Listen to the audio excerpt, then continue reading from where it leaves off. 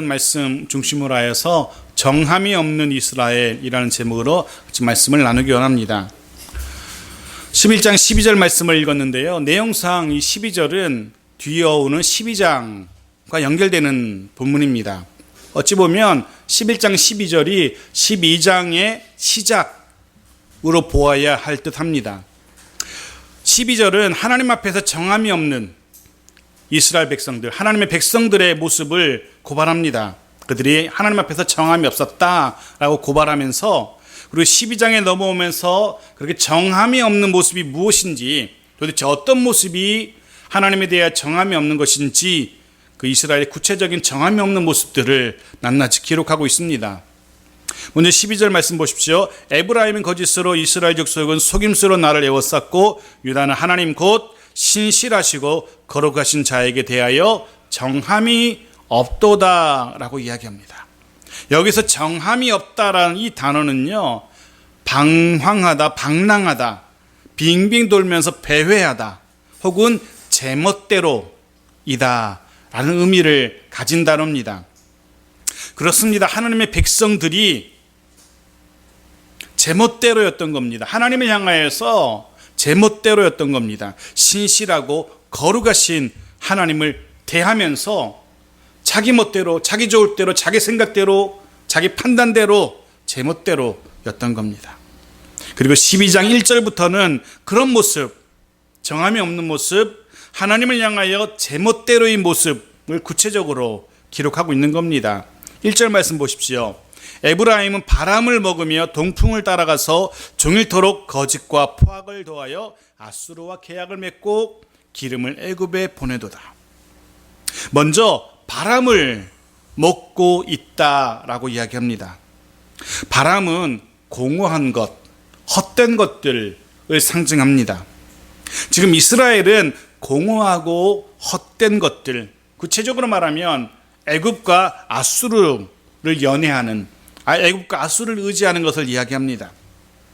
분명 그 나라들은 이스라엘에게, 하나님의 백성들에게 아무런 도움이 되지 않는 공허하고 헛된 것들이었습니다. 하지만 이스라엘은 그 바람을 먹고 있습니다. 애굽과 아수르를 좋아합니다. 또 동풍을 따라갔다라고 이야기합니다. 동풍은 말 그대로 동쪽에서 불어오는 바람을 이야기합니다. 하지만 이 바람은 우리가 기대하는 선선한 땀을 식혀주는 그런 바람이 아닙니다. 뜨겁고 메마른 건조한 바람입니다. 모든 식물을 말라 죽게 하는, 무슨 파멸을 초래하는 말 그대로 사막의 뜨거운 모래바람인 겁니다. 그런데 이스라엘이 그것을 따라간다는 겁니다. 호세아는 지금 그렇게 세상을, 애굽을, 아수르를, 바알을 의지한 행위가 이스라엘에게 아무 도움이 되지 못함을 이야기합니다. 아니, 도움이 안 될 정도가 아니라 오히려 멸망을 앞당기게 될 뿐이라는 겁니다. 이스라엘의 정함이 없는 모습은 그뿐만이 아니었습니다. 거짓과 포악을 더합니다. 사회적인 불의가 만연했던 겁니다. 하나님의 백성들인데 불의가 만연합니다. 하나님은 하나님의 백성들 가운데 공의가 하수처럼 흐르기를 원하셨습니다. 동시대의 메시지를 전하였던 아모스 선지자의 소리를 들어보십시오. 아모스 5장 24절입니다. 같이 읽어볼까요? 시작. 오직 정의를 물같이, 공의를 마르지 않는 강같이 흐르게 할지어다. 이것이 하나님께서 하나님의 백성 삼으신 이스라엘 공동체에 원하셨던 모습입니다. 정의와 공의를 실현하는 것. 하지만 이스라엘은 그렇지 못했던 겁니다. 그들의 공동체에는요, 불의가 만연했습니다. 호세아는 계속해서 정함이 없는 이스라엘의 모습을 고발해 나가고 있습니다. 그들은 아수르와 계약을 맺고 기름을 애굽에 보내었다라고 합니다. 나라의 안전과 나라의 평화를 위하여 하나님이 아닌 아수르와 애굽과 계약을 맺고 있는 겁니다. 아수르와 애굽과 계약을 맺는 이 행위는요, 사실 하나님에 대한 반역 행위였습니다. 왜냐하면 이스라엘이 언약을, 계약을 맺을 수 있는 유일한 상대는 여호와 하나님밖에 없었기 때문입니다. 또한 하나님만이 이스라엘에게 정치적으로, 경제적으로 그들의 필요를 공급하실 수 있는 유일한 분이었습니다. 하지만 그런 하나님을 등지고 반역하고 애굽과 아수르와 계약을 맺었던 겁니다. 해서 하나님은 비록 자기 백성이지만 이스라엘 상대로, 하나님을 배반하고 반역을 일삼는 이스라엘 상대로 논쟁하십니다. 2절 말씀입니다. 여호와께서 유다와 논쟁하시고 야곱을 그 행실대로 벌하시며 그 행위대로 그에게 보응하시리라. 하나님께서 야곱을 그 행실대로 벌하신다라고 말씀하십니다. 그 행위대로 그에게 보응하신답니다. 여기서 그 행위라는, 행실이라는 단어는요, 길, 다니는 길 있죠? 그 다니는 길이라는 의미의 단어입니다. 오래오래 걸어다녀서 자연스럽게 형성된 길을 말합니다. 본문은 지금 이스라엘의 그 행위가, 이스라엘의 그 행실이 하루 이틀, 한두 번의 문제가 아니라는 겁니다. 이미 오랜 시간 동안 계속된 습관, 오랜 시간 계속된 삶의 태도를 말하고 있는 겁니다. 이스라엘은 이미 오랜 기간 동안 하나님에 대하여서 제멋대로였던 겁니다. 이미 오랜 기간 동안 하나님이 아니라 공허하고 헛된 애굽, 아수르를 더 의지했던 겁니다. 이미 오랜 기간 하나님이 원하시는 모습이 아닌 말 그대로 제멋대로의 모습으로 살아가며 거짓과 포악을 일삼았던 겁니다. 결국 그렇게 오랜 기간 동안 지속된 이스라엘의 행위를 하나님은 그냥 두고 보실 수가 없었습니다. 그런데 오늘 본문 12장은요, 그런 이스라엘의 행동을요, 행위를요, 그 옛날 이스라엘 조상이라 할 수 있는 야곱의 모습과 비교하고 있습니다. 3절 말씀 보십시오. 야곱은 모태에서 그의 형의 발 뒤꿈치를 잡았고 또 힘으로는 하나님과 겨루되. 물론 호세아는 야곱의 부정적인 면을 지금 이야기하고 있는 겁니다. 보십시오. 야곱이 형의 발 뒤꿈치를 잡았다라고 합니다. 아시는 것처럼 야곱은요, 엄마 뱃속에서부터 먼저 나오려고, 먼저 나가는 형의 발 뒤꿈치를 붙들었던 그런 욕심 많은 사람이었습니다. 그리고 그 이후로 그 욕심 그대로 형과 아버지를 속이게 되죠. 장자권을, 사기를 쳐서 얻게 되죠. 심지어 아버지를 속이고 형에게 돌아갈 복을 가로채게 됩니다. 거기서 그치지 않았습니다. 오늘 본문에서 말하는 것처럼 힘으로는 하나님과 겨루었답니다. 이 말은요, 끝끝내 하나님 앞에서 굴복하지 않고 자신의 생각, 자신의 고집, 자신의 판단을 계속 주장했다는 그런 이야기입니다. 야곱은 그런 인물이었습니다. 하나님을 의지하고 하나님의 때를 기다리기보다 인간적인 계책과 술수에 능했던 인물입니다. 자기 힘으로, 자기의 수단과 자기의 방법으로 자기의 뜻을 이루어 보려고 했던 그런 사람이었습니다. 그런데 그랬던 야곱이 4절에 보니까 이렇게 바뀌었답니다. 4절 말씀 같이 읽어볼까요? 시작. 천사와 겨루어 이기고 울며 그에게 간구하였으며 하나님은 베델에서 그를 만나셨고 거기에서 우리에게 말씀하셨나니. 울며 간구하게 됩니다. 드디어 인간적인 수고와 노력을 그친 겁니다. 드디어 인간적인 수단과 방법을 포기한 겁니다. 자신의 수단과 방법이, 자신의 수고와 노력이 헛되었다는 사실을, 아무 소용이 없었다는 사실을 깨닫게 된 겁니다.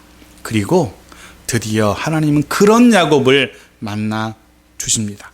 드디어 하나님은 그런 야곱에게 말씀하시기 시작하신 겁니다. 그렇습니다. 야곱이 하나님께로 돌아섰을 때, 자신의 수단과 방법을 포기했을 때, 하나님 외에 다른 의지할 것을 포기했을 때 하나님께서는 그를 만나 주셨답니다. 그것도 베델에서 만나 주신 겁니다. 야곱을 이야기하는 호세아 선지자의 의도가 이해되시는지 모르겠습니다. 호세아 선지자는요, 지금 우상의 도시로 전락한 베델이, 그 옛날 조상 야곱이 하나님이 만났던 그 장소로, 즉 하나님과의 만남의 장소로 다시 회복되어야 함을 강조하고 있는 겁니다. 그러기 위해서 그 베델이 하나님과의 만남의 장소, 그 성소로 회복되기 위하여서 이스라엘은 하나님께로, 야곱처럼 하나님께로 돌아서야 한다는 겁니다. 그러하기 위해서 이스라엘은 야곱처럼 하나님 아닌 다른 것을 의지하는 것, 그 인간적인 노력을 포기해야 한다는 겁니다. 그런데 4절에서요, 우리가 흥미로운 표현을 하나 발견하게 되어지는데, 하나님께서 야곱에게 말씀하신 것이 아니라 우리에게 말씀하셨다라고 표현하고 있는 겁니다. 그죠? 거기서 야곱에게 말씀하셨나니가 아니고 거기서 우리에게 말씀하셨나니라고 이야기합니다. 사실 이런 표현은 성경에서 종종 발견됩니다. 신명기 5장 2절 3절 말씀 보십시오. 5장 2절과 3절 말씀 같이 읽어볼까요? 시작. 우리 하나님 여호와께서 호렙산에서 우리와 언약을 세우셨나니 이 언약은 여호와께서 우리 조상들과 세우신 것이 아니요 오늘 여기 살아있는 우리 곧 우리와 세우신 것이라. 아멘. 하나님은요, 이스라엘의 하나님이시며 동시에 우리의 하나님이신 겁니다. 하나님은요, 이스라엘과 언약을 맺으셨고요, 동시에 우리와도 언약을 맺으신 겁니다. 이스라엘의 하나님은 또한 저와 여러분 우리의 하나님이신 겁니다. 해서 우리 역시 마찬가지입니다. 우리 역시 나의 수고, 나의 노력 그만둬야 됩니다. 나의 방법, 나의 계획 하나님 앞에 내려놓아야 됩니다. 그리고 하나님의 방법, 하나님의 계획, 하나님의 인도하심을 받아들여야 하는 것입니다. 아무리 나의 방법과 아무리 나의 계획이 좋아 보인다 할지라도 아닙니다. 아무리 나의 수고와 나의 노력이 대단해 보여도 아닙니다. 하나님의 방법, 하나님의 인도하심에 순복할 수 있는 우리 모두가 되어지기를 간절히 소원합니다. 그 하나님이 어떤 하나님이시게요? 5절 말씀 보십시오. 그 하나님은 여호와는 만군의 하나님이시라. 여호와는 그를 기억하게 하는 이름이니라. 우리가 하나님의 방법, 하나님의 인도하심에 순박할 수밖에 없는 이유는 그분은 만군의 하나님이시기 때문에 그렇습니다. 하늘과 땅의 모든 군대를 지휘하시는 대장이신 하나님이십니다. 만군의 하나님은 모든 것을 성취하시는 힘이 있으신 하나님이십니다. 그 하나님은 이스라엘에게 가나안을 허락하셨습니다. 그리고 그 가나안을 이스라엘의 기업으로 주신 하나님이십니다. 그리고 그 이스라엘을 통하여서 왕국을 이루게 하신 하나님이시고, 그리고 그 나라를 통하여서 조상들과의 언약을 이루어 가고 계시는 하나님이십니다. 그런데 어리석게도 이 어리석은 이스라엘은 그런 만군의 하나님을 잊고 말았습니다. 그래서 호세아 선지자는요, 지금이라도 여호와의 이름을 기억해야 된다라고 호소하고 외치고 있는 겁니다. 그 이름은 우리가 꼭 기억해야 하는 이름이다 라고 호세아가 외치고 있는 겁니다. 그리고 그 호세아의 외침은 우리도 역시 꼭 들어야 되는 외침입니다. 여호와 하나님, 그 이름은 이스라엘이 기억해야만 하는 이름이었고, 또한 그 이름은 우리도 기억해야만 하는 이름입니다. 여러분은 삶의 구체적인 현장 속에서 하나님의 이름, 그 이름을 기억하시면서 살아가시는지요? 혹 월요일부터 토요일 저녁까지는 새카맣게 하나님이라는 이름 석자를 잊고 살다가, 그래서 한 주간 내내 그 누구도 우리에게서 하나님의 이름을 발견할 수 없는 그런 삶을 살다가 주일 아침에야 부랴부랴 그 이름을 기억해내곤 하진 않습니까? 모든 삶의 현장 속에서 하나님의 이름을 기억하십시오. 특별히 더 힘들고 더 지칠 때, 공고하고 낙심될 때에 더더욱 그 이름을 여러분 기억하십시오. 만군의 하나님, 그 이름 우리가 꼭 기억해야 하는 이름입니다. 6절 말씀 보십시오. 그런즉 너희 하나님께로 돌아와서 인애와 정의를 지키며 항상 너희 하나님을 바랄지니라. 이 6절은요, 앞절 11장 12절부터 5절까지의 작은 결론에 해당됩니다. 그런즉 너희는 하나님께로 돌아오라. 그래야 하나님께서 너희를 만나주시고, 그래야 하나님께서 너희에게 말씀하실 것이고, 그래야 하나님과의 교제가 시작될 것이고, 그래야 너희가 살 수 있다는 겁니다. 하나님께로 돌아오라는 겁니다. 오늘 본문은요, 하나님께로 돌아온다는 것이 무엇을 의미하는지도 친절하게 설명해 줍니다. 하나님께로 돌아온다는 것은요, 하나님께서 요구하시는 삶의 방식 속으로 들어오는 것을 의미합니다. 그리고 그 방식이 바로 그 뒤에 설명됩니다. 인애와 정의를 지키는 것. 이것이 하나님께서 우리에게 요구하시는 삶의 방식입니다.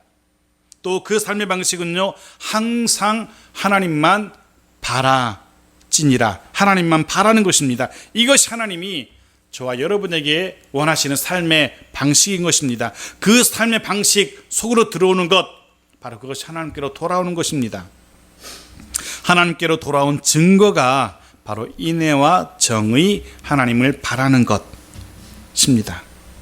인애와 정의를 지키는 것, 바로 그것이 하나님께로 돌아온 증거고, 항상 하나님을 바라는 것, 바로 그것이 하나님께로 돌아온 증거입니다. 계속해서 반복되고 있는 호세가 말하고 있는 인애, 헤세드는 하나님을 사랑하며 또 그 사랑으로 이웃을 사랑하는 것을 말합니다. 그렇습니다. 하나님을 사랑하고 이웃을 사랑하는 것이 바로 우리가 하나님께로 돌아온 증거입니다. 또한 그것이 하나님께서 저와 여러분에게 원하시는 삶의 방식이기도 하고요. 이제 가정의 달이 마무리되는데요. 하지만 우리의 매일매일의 시간이 가정과 가족을 소중히 여기는 그런 시간들이 되어야 할 겁니다. 어떤 의미에서 우리 가족은, 가족 식구는 가장 가까운 이웃이라고도 할 수 있을 겁니다. 가장 가까운 이웃인 가족 식구들 사랑하지 못하면서 이웃을 사랑한다는 것은, 하나님을 사랑한다는 것은 말이 되지 않을 겁니다. 그러기에 가족들을 사랑하시고 이웃들을 사랑하시고 하나님을 사랑하시는 삶의 방식 속으로 돌아오십시오. 또한 본문은 항상 하나님을 바라라라고 이야기합니다. 항상 하나님을 바라는 것이 하나님께로 돌아온 증거라고 말합니다. 하나님을 바란다는 것이 무엇을 의미하는지, 우리는 무리를 걸었던 베드로에 대한 이야기를 알고 있습니다. 그렇죠? 마태복음 14장 말씀 보십시오. 14장 29절 30절.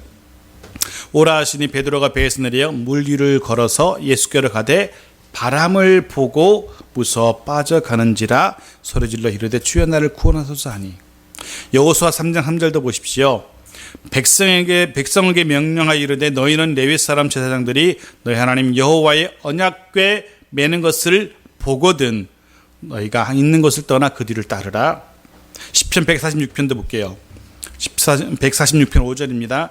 야곱의 하나님을 자기 도움으로 삼으며 여호와 자기 하나님에게 자기의 소망을 두는 자는 복이 있나니. 이 세 구절이 하나님을 바란다는 것의 의미를 우리에게 설명해 주고 있습니다. 하나님을 바란다는 것은요, 바람이 아니라, 환경이 아니라 하나님만 바라본다는 것입니다. 하나님을 바란다는 것은요, 모든 순간순간 삶의 그 현장 속에서 하나님만을 도움으로 삼는 것을 말합니다. 하나님을 바란다는 것은요, 모든 희망이 다 사라져버린 그 순간에도 하나님에게 소망을 두는 것을 말합니다. 저와 여러분의 삶이, 우리의 삶이 그렇게 하나님만을 바라는 삶이 되어지기를 간절히 축원합니다. 7절 말씀 보십시오. 좀 이제 헷갈리는 본문이 나오는데요. 그는 상인이라 손에 거짓저울을 가지고 속이기를 좋아하는도다. 이렇게 들으면 이제 장사하시는 상인들을 굉장히 나쁜 사람 취급하는데, 여기서 말하는 상인은요, 히브리 원어 상에는요 가나안으로 돼 있어요. 가나안. 아마도 주로 상업에 종사했던 가나안 사람들, 두로와 시돈의 가나안 사람들을 말하고 있는 것이라고 짐작됩니다. 여기서 말하는 것은 이스라엘 백성들이 다 상인이란 말이 아닙니다. 이스라엘 백성들이 가나안 사람과 다를 바가 없다는 겁니다. 이스라엘 사람들이 거짓 저울로 사람을 속이는 가나안의 상인과 다를 바가 없다는 겁니다. 하나님의 백성들인 이스라엘이 하나님을 모르는 가나안의 사람들과 하나도 구별이 되지 않다는 겁니다. 이스라엘 백성들은 이제 하나님의 백성으로서의 정체성을 상실해 버린 겁니다. 가나안에 들어와서 살아가면서 가나안 사람들과 똑같아져 버리고 말았습니다. 정체성을 상실했습니다. 자신들이 하나님의 백성이라는 증거 내세울 게 없습니다. 돌아오라 그렇게 얘기해도 돌아오면 된다는 호세아 선지자의 그 말도 외면했기 때문에 주님의 음성이 떠오릅니다. 마태복음 5장 13절 말씀 보십시오. 같이 읽겠습니다. 시작. 너희는 세상의 소금이니 소금이 만일 그 맛을 잃으면 무엇으로 짜게 하리요? 후에는 아무 쓸데없어 다만 밖에 버려져 사람에게 밟힐 뿐이니라. 정체성을 잃어버린 하나님의 백성으로서의 정체성을 잃어버린 이스라엘은 이제 이 맛 잃은 소금처럼 쓸데없어서 버려지게 될 겁니다. 이 정체성을 잃은 이스라엘은 이제 이방 나라에게 짓밟히게 될 겁니다. 우리의 모습을 생각해 봅니다. 과연 우리는 하나님을 모르는 사람들과 선명하게 구별되고 있는지, 앞절에서 말했던 인애와 정의를 지키고 있는지, 항상 하나님만 바라보고 있는지, 그럴 수 있기를 바랍니다. 적어도 하나님의 백성으로서의 정체성, 하나님의 자녀로서의 정체성만큼은 잃어버리지 않기를 소원합니다. 어쩌면 정체성을 잃지 않는 것이 하나님의 백성으로서의 마지막 남은 자존심을 지키는 것일지도 모르겠습니다. 어떤 말이냐면 적극적으로 하나님 나라를 위하여, 하나님 나라의 확장을 위하여 내가 일하지는 못한다 할지라도 적극적으로 내 입을 열어서, 내 시간을 투자해서, 내 지갑을 열어서 하나님의 일을 감당하지는 못한다 할지라도 있는 그곳에서 적어도 세상과는 구별되는 하나님의 백성으로서의 모습만큼은 잃지 않을 수 있어야 된다는 겁니다. 여러분과 함께 일하시는 주위의 사람들이 여러분이 하나님의 백성임을, 성도임을 알 수 있게 하십시오. 마치 예수 믿는 것이 금지된 나라에서 그 신분을 감추고 복음을 전하시는 선교사님들처럼 그렇게 그리스도인의 모습, 하나님의 백성의 모습, 그 신분을 굳이 감추고 살아갈 필요가 없다는 겁니다. 자, 이제 9절을 보겠습니다. 내가 애굽 땅에 있을 때부터 나는 내 하나님 여호와니라. 내가 너로 다시 장막에 거주하게 하기를 명절날에 하던 것 같게 하리라. 하나님을 잃어버린, 또 자신들의 정체성을 잃어버린 이스라엘은 다시금 장막에 거하게 된답니다. 마치 명절, 초막절을 말합니다. 초막절의 장막에 거하는 것처럼 이스라엘은요, 초막절이 되면요 집에서 잠을 자지 않고요 7일 동안 광야에 나가서 텐트를 치고 장막을 치고 거기서 생활합니다. 애굽을 나올 때, 그 옛날 조상들이 애굽을 나올 때 광야에서 생활했던 것을 잊지 않기 위함입니다.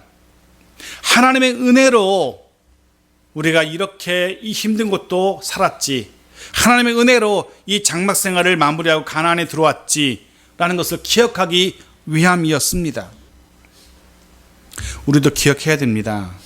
오늘 우리의 모습은요 오직 하나님의 은혜였음을 기억해야 합니다. 사도 바울의 고백처럼 내가 나 된 것은 하나님의 은혜로 된 것이니라는 그 고백처럼 우리도 그렇게 고백하며 그 고백에 어울리는 삶을 살 수 있기 바랍니다. 동시에 초막절은요, 자신들의 삶이, 가나안에서의 삶이 영원하지 않다는 사실을 잊지 않게 합니다. 자신들의 삶이 영원한 하나님의 나라를 향해 걸어가는 나그네의 인생이라는 사실을 잊지 않게 했습니다. 마찬가지입니다. 우리의 인생 역시 나그네 인생임을 우리 잊지 말아야 됩니다. 그죠? 이곳은 잠시 지나가는 여행지일 뿐입니다.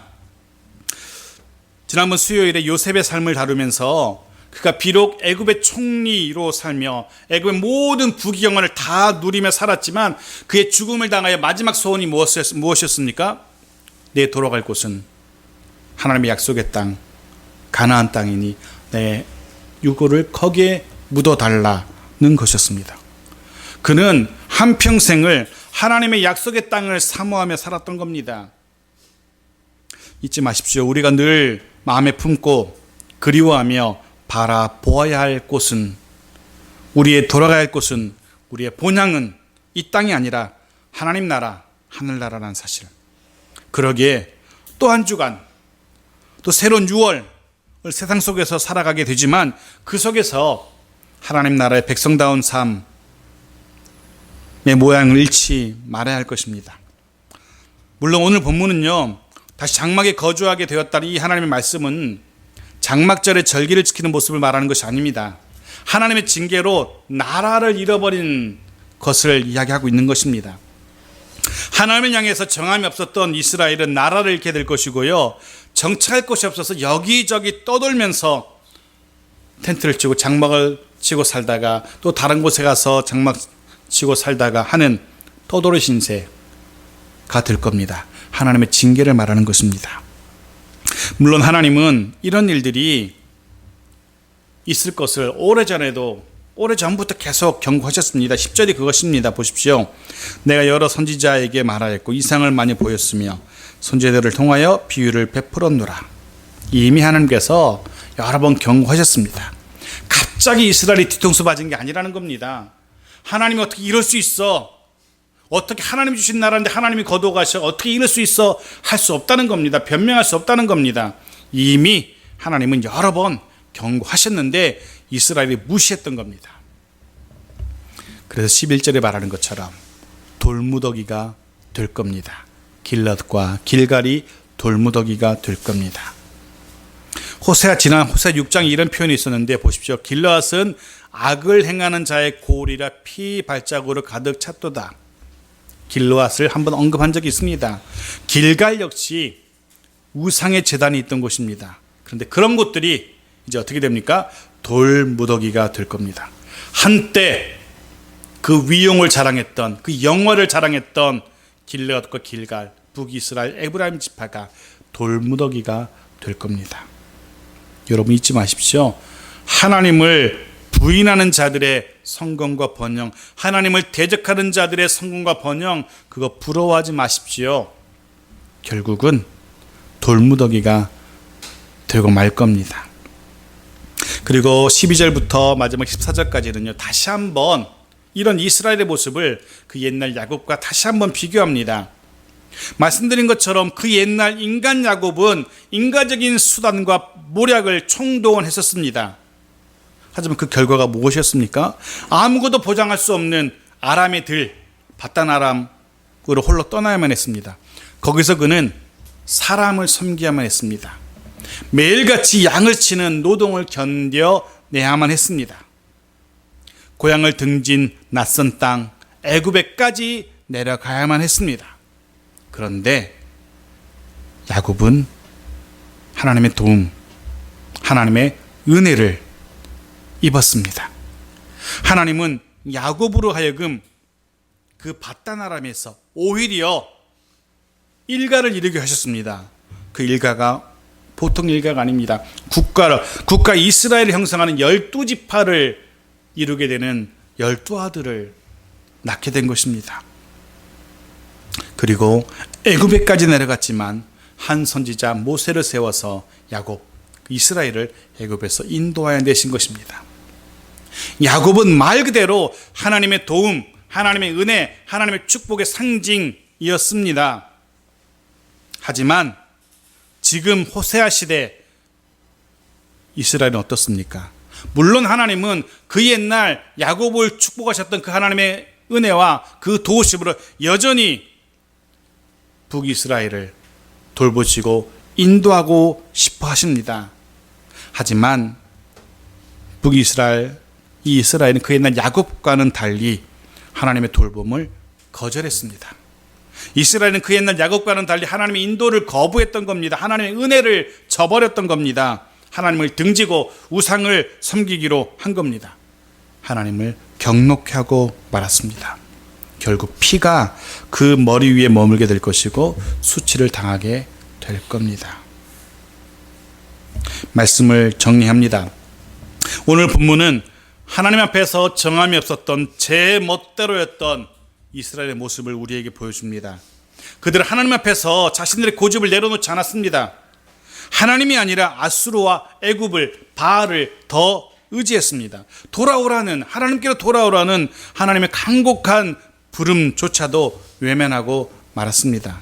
뿐만 아니라 그들은 하나님의 백성으로서의 정체성조차 잃어버리고 말았습니다. 그들의 삶의 그 어디에서도 하나님의 백성다운 모습을 발견할 수 없었던 겁니다. 우리의 모습을 돌아보기 원합니다. 우리는 어떻습니까? 혹 여전히 아직도 하나님 앞에서 내려놓지 못한 나의 고집 있다면, 하나님의 백성답지 못한 삶의 방식들, 삶의 습관들 여전히 있다면 이 시간 하나님 앞에 내려놓고 포기할 수 있기를 바랍니다. 그것이 오늘 본문이 우리에게 이야기하는 것입니다. 그리고 하나님께서 보기 원하시는 하나님의 백성다운 삶의 방식, 인애와 정의를 지키며 하나님만을 바라는 삶을 살 수 있기를 바랍니다. 그 어디에서도 그 누구와도 또렷이 구별되는 하나님의 백성으로서의 정체성을 잃지 않을 수 있기를 간절히 소원합니다.